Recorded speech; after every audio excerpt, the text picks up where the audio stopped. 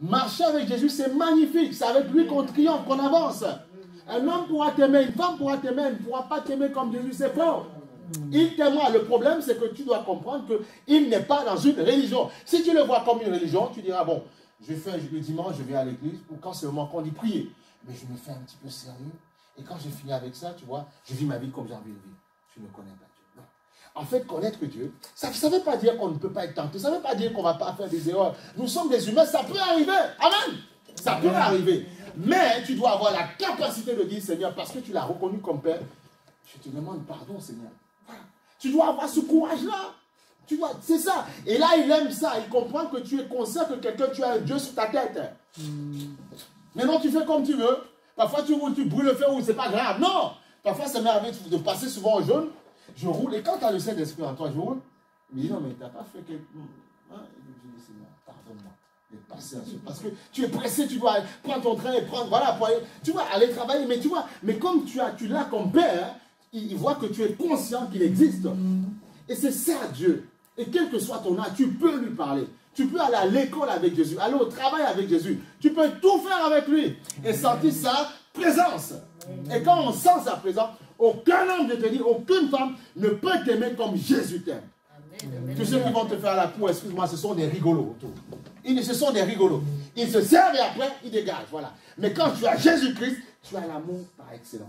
Et après, il te donne les personnes qu'il le faut pour conduire ta vie. Parce que Dieu a une destinée pour toi. Dieu a un plan pour toi. Dieu a un avenir pour toi. Mais dans l'avenir qu'il a pour toi, il va mettre des personnes clés pour toi. Et souvent, le diable qui rôde, qu'est-ce qu'il fait? Il nous donne des mauvaises personnes qui nous déstabilisent. Alors que Dieu veut t'amener dans l'excellence. Mais sauf qu'il faut l'écouter. Parce qu'il dit, ce sont des projets de bonheur et non de malheur. Moi, c'est clair, je ne comprends pas. Il faut écouter, la Bible, elle est claire. Qu'elle soit en français, qu'elle soit en créole, qu'elle soit en lingala, qu'elle soit, peu importe la langue, qu'elle soit, la Bible est claire, ce sont des projets de bonheur et non de malheur. C'est tout. Mais Seigneur, pourquoi je souffre? Mais non, moi, je te dis projet de bonheur et non de malheur. Il dit aussi que, vous aurez des tribulations, mais prenez courage, j'ai vaincu le monde. Des tribulations, pourquoi? Parce que l'ennemi viendra vous titiller. Mais prenez courage, j'ai vaincu le monde. Alléluia. J'ai vaincu le monde. Tu as la victoire. Tu peux être jeune et être excellent. Tu peux être jeune, tu n'as pas forcément besoin d'être à gauche, à droite, fricoter à gauche, à droite avec des personnes qui vont te perdre. Non, tu peux être heureux sans avoir besoin que quelqu'un te fasse dire, oui, mais tu sais, je t'aime, et puis demain, après, il ne t'aime pas. Non. Avec Christ, il t'aime éternellement. Il t'aime. Et il te donne les personnes qu'il faut. Parce qu'il t'aime. Justement parce qu'il t'aime, parce qu'il veut que tu sois heureux. Mais nous commettons des erreurs par les choix que nous faisons. En fait, comprends ceci. Ce que tu vis aujourd'hui, ce sont les choix que tu as fait hier. Et ce que tu vivras demain, ce sont les choix que tu fais maintenant. Fais les bons choix et tu verras, tu seras magnifique. Fais les bons choix. Ça va aller. Fais les bons choix. Ça va aller. Alléluia. Fais les bons choix. Donc tu vois, il te dit ceci. Regarde. Il dit, si donc méchant que vous êtes, vous savez donner de bonnes choses, des cadeaux. À combien plus forte raison, votre Père qui est dans les cieux donnera-t-il de bonnes choses à ceux qui les lui demandent. Mais il faut demander à Dieu. Parfois tu vas dire à quelqu'un, est-ce que tu as prié? Est-ce que tu as demandé? Non, non. Parce que souvent on pense qu'il y a des choses qu'on peut résoudre sans Dieu. Non, Dieu veut être dans toute ta vie. Dans toute ta vie. Parce qu'il y a des moments donnés, tu dis, bon, je prends Dieu uniquement pour ça. Et pour ça, ça va être autre chose. Non, il veut être partout. Ça ne veut pas dire qu'il veut tes pieds, mais il veut te voir heureux. Il veut que, de toute façon, que tu crois que tu ne crois pas en Dieu, le monde spirituel nous voit. Ah ben oui. De toute façon, qu'on croit, qu'on ne croit pas, le monde spirituel nous voit. Il y a parfois des gens dans le monde occulte, là, ils font des choses. Il dit, oui, je connais, il habite dans tel pays, envoyez-lui quelque chose, tu vois. Mais pourquoi? Parce que le monde te voit, ce monde te voit. Aussi vrai que les anges de Dieu te voient, les démons te voient aussi. Et ils ont des projecteurs braqués sur toi. Amen. Prêts à te mettre des pièges partout. Parce que la Bible dit, le diable rôde, vous avez déjà vu, comme un lion rougissant, cherchant qui dévore. Voilà. C'est-à-dire que tu peux vivre ta vie, tu peux être heureux. Bon, heureux, tu as ta voiture, mais ta vie, c'est une succession de cascades, que de problèmes, que de souffrances. Il y a parfois même des jeunes à 15 ans. Regarde, vous avez vu ce que vous entendez aux États-Unis. Pourquoi à 18 ans, on se lève un matin, on commence à désinguer. Qu'est-ce qu'ils t'ont fait? Ils t'ont fait quoi? Vous voyez pas qu'il y a un problème?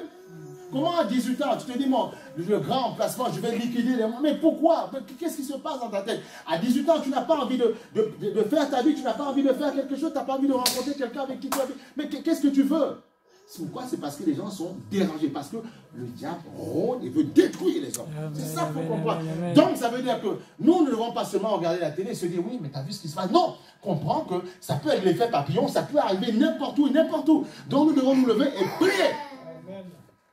Et même ceux qui sont jeunes, ne pas se dire, non, j'aurai le temps. Non, tu n'auras jamais le temps. C'est des gens comme nous, comme ça. On a perdu des jeunes, des gens de famille très... À 20 ans, ils sont décédés. Alors que l'avenir était devant eux. Tu vois ça? Donc, non, tu n'as pas... Tu sais, moi, quand... Tu sais, c'est vers la vingtaine, quand j'ai reçu le Seigneur. Je dis, bon, on est né dans une famille, allez, religieuse aussi. Mais on a reçu Dieu.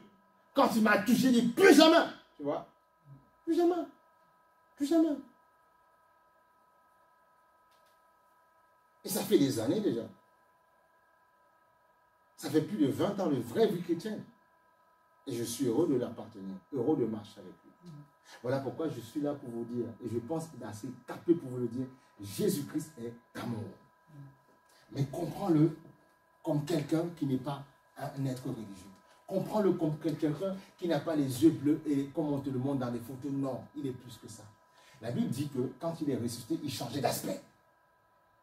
Lis ce qu'il est dans Apocalypse chapitre 1, 3, Apocalypse 3, tu verras. Tu vois le bronze, le feu, tu vois, il est tout, la splendeur, la neige, il est tout le Seigneur. Ne le réduis pas à ça, tu le réduis à quoi? Il est plus que tu le penses. Il a pris une apparence humaine parce qu'il voulait justement nous montrer son amour. Nous montrer que oui, on peut être tenté, on peut baisser les bras, mais tu peux te relever. Voilà pourquoi Dieu a pris l'apparence humaine en Jésus-Christ. Mais cette apparence, tu ne sais pas. Qu'est-ce qui te prouve qu'il est ce qu'on veut te dire? Qu'est-ce qui te prouve qu'il était noir? Qu'est-ce qui te prouve qu'il était blanc? Tu n'as aucune preuve. C'est parce qu'un peintre a dessiné les choses qu'il était ça. Rien ne te prouve. Rien ne te prouve. Rien ne te prouve. Donc, qu'est-ce qu'il veut? Il te dit, marche par mon esprit et tu verras ma gloire. Regarde, on va aller, voilà pourquoi, pour confirmer pourquoi il te dit en fait de rechercher le Saint-Esprit. On va aller dans Jean 14. Moi, ce sont des passages qui ont été fondateurs pour ma vie. Jean 14, fondateurs pour ma vie. Le problème, c'est qu'on ne rentre pas dans la gloire, dans la puissance de Dieu, parce que simplement, nous, on ne veut pas, on a reçu Christ comme dans une religion. Alors qu'il veut être uni à nous, il veut être lié à nous, lié à nous, lié à nous. Jean chapitre 14, verset 12, Jean chapitre 14, alors, verset 15.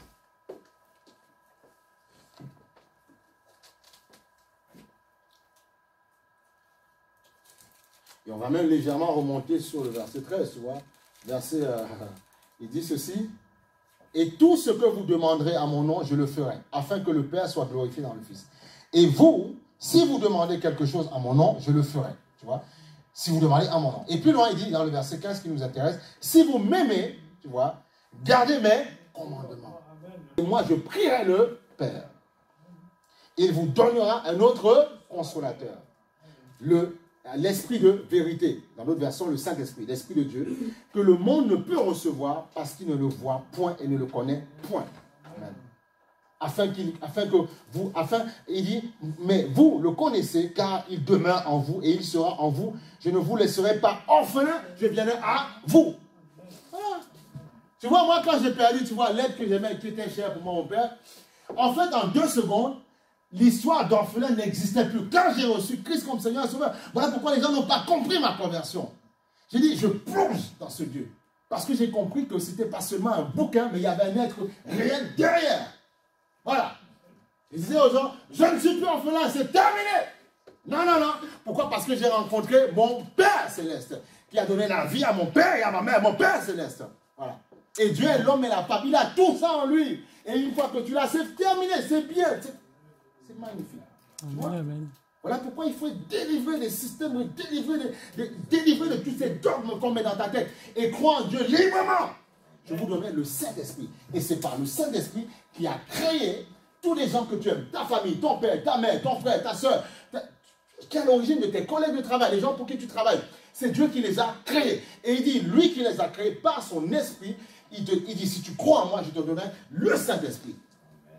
Et c'est lui qui va t'annoncer la vérité. Voilà pourquoi il dit, dans Matthieu 7, comme on a vu tout à l'heure, méchant que vous êtes.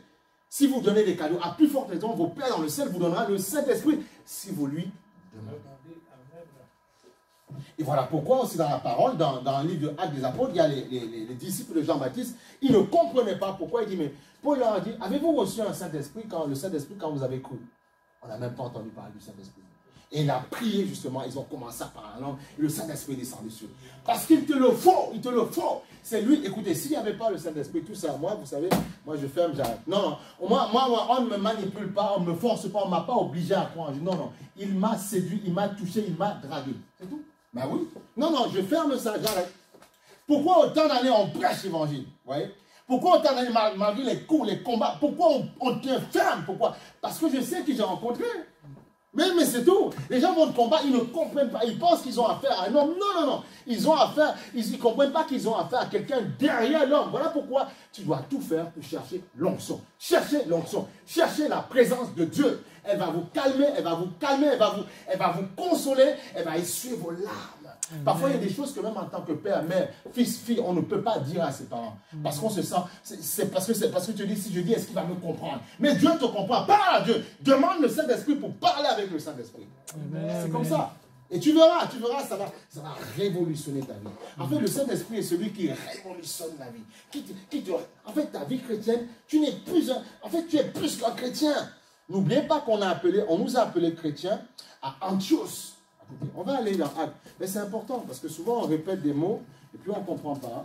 Acte 11, on ne comprend pas en fait ce qu'on fait. On dit on est chrétien, mais chrétien en quoi? Je ne sais pas. Nous, chrétiens, voilà. C'est pour ça qu'il y a des gens qui disent bon, vous affaires de chrétien, bon, c'est bon. Moi j'ai vu un petit peu ma vie et puis voilà, c'est bon. Voilà. Pas parce qu'ils ne comprennent pas, parce qu'on n'a pas expliqué. Il faut qu'on t'explique la parole, il faut que tu comprennes la Bible. Il faut que tu comprennes la Bible. Alors, Acte 11.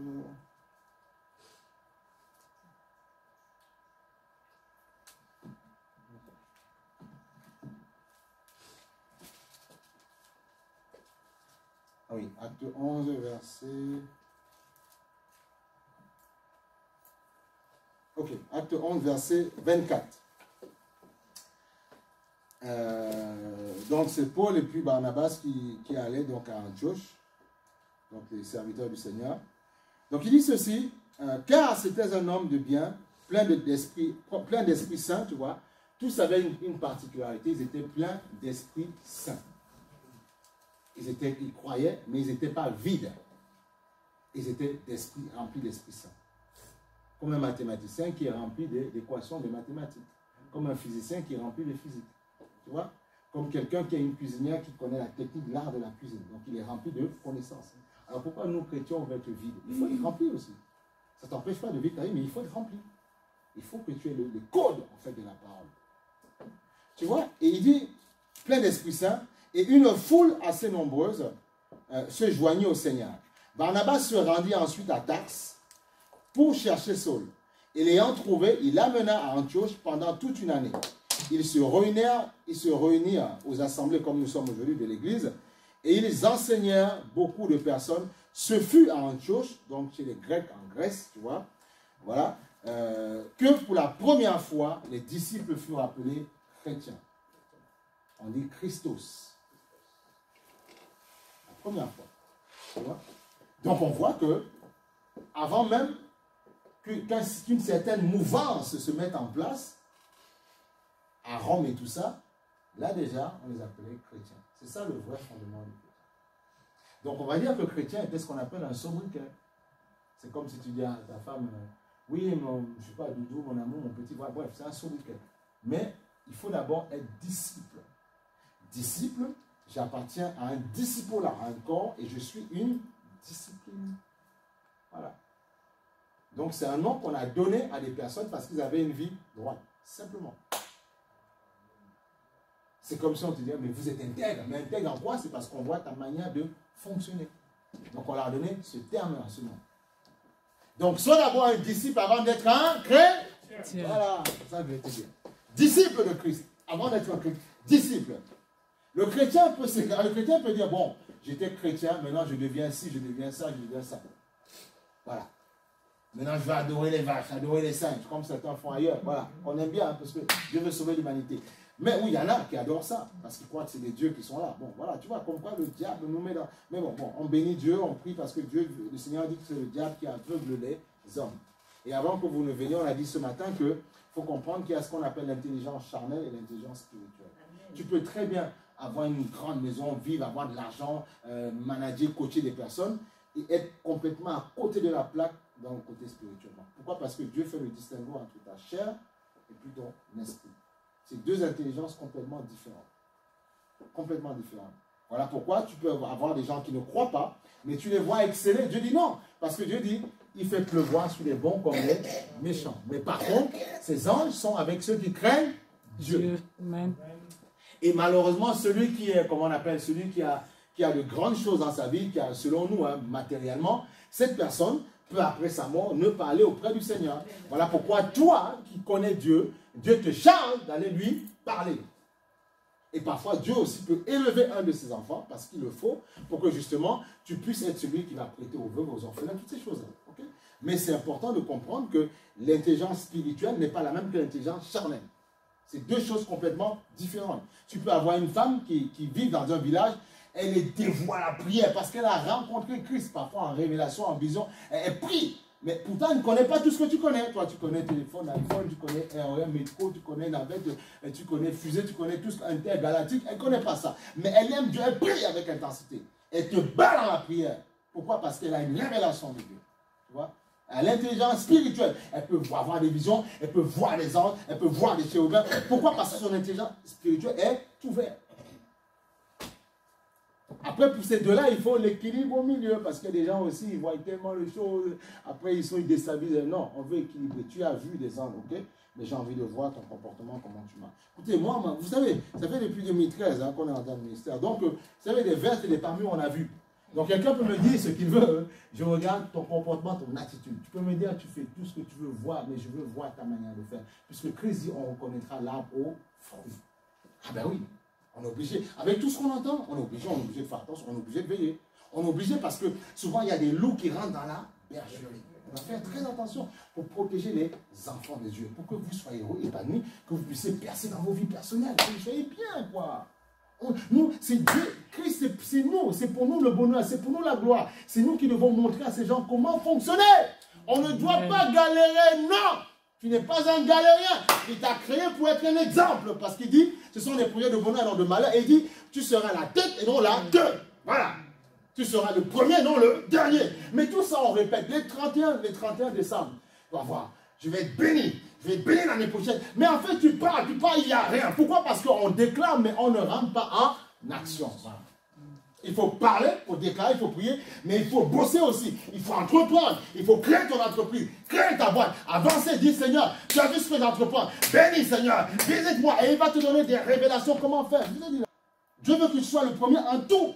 Que tu sois salarié, que tu sois entrepreneur, tu dois percer, tu dois avancer, tu dois aller plus loin que ça. Dieu veut ça, Dieu veut que tu... Parce qu'il dit, je souhaite que tu prospères à tous égards, comme prospère l'état de ton âme. Amen. Parce que l'esprit est bien disposé. L'histoire, c'est que nous sommes esprit, âme et corps. Esprit, âme et corps. Quand il te voit, il voit un esprit, voilà. Qui a une âme, puisqu'on a dit que dans Lévitique 17, on a dit, l'âme, on dit l'âme de toute personne, c'est son sang. Parce que l'âme est liée parfois au sang, dans la mémoire. Et on sait que le sang parle. Il dit ceci, que tu es esprit, âme et corps. Et après, tu es dans une enveloppe, dans un steak. Ça, c'est du steak, c'est l'enveloppe, c'est la chair. Et tu dois commander ta vie par ce qui est en toi, par l'esprit. Voilà pourquoi il dit, marchez selon l'esprit et vous n'accomplirez pas les désirs de la chair. C'est-à-dire que tu attendras avant du non. Et le monde aujourd'hui veut que tu sois charnel. On sexualise la société. On pousse à tout n'importe quoi. On va te faire comprendre, non, tu es un homme, mais tu n'es pas forcément un homme, tu es peut-être une femme. Voilà. On est en train de nous amener à tout n'importe quoi parce que nous sommes dans la fin des temps. Et les hommes de Dieu, les femmes de Dieu doivent se lever pour parler maintenant et déclarer ce que Dieu est capable de faire avec beaucoup d'amour. Bien entendu. Mais il faut sauver les hommes, il faut sauver. On fait comment? On n'est pas là pour dire aux gens au bûcher, non, mais il faut sauver les hommes, il faut parler beaucoup d'amour. S'il ne veut pas, tu le laisses tranquille. Mais toi, tu dois comprendre que Dieu reviendra plus tard et amènera son troupeau vers lui. Et ceux qui ne veulent pas, ils amèneront ailleurs. Nous ne nous trompons pas. Les personnes qui décèdent et tout ça, ça nous démontre qu'on vit et puis un temps, ça va s'arrêter. C'est le cycle de la vie. Mais on ne vit qu'une fois. Pendant le temps que l'Éternel Dieu t'a accordé la vie, fais un bon usage, profite de la vie, vis. Même le Seigneur dit, il dit, jeunes gens, profitez, vivez tout ça, mais n'oubliez pas qui est votre Père. Il a tout créé de belles choses. Tu penses que c'est le diable qui a créé la mer? Mais non.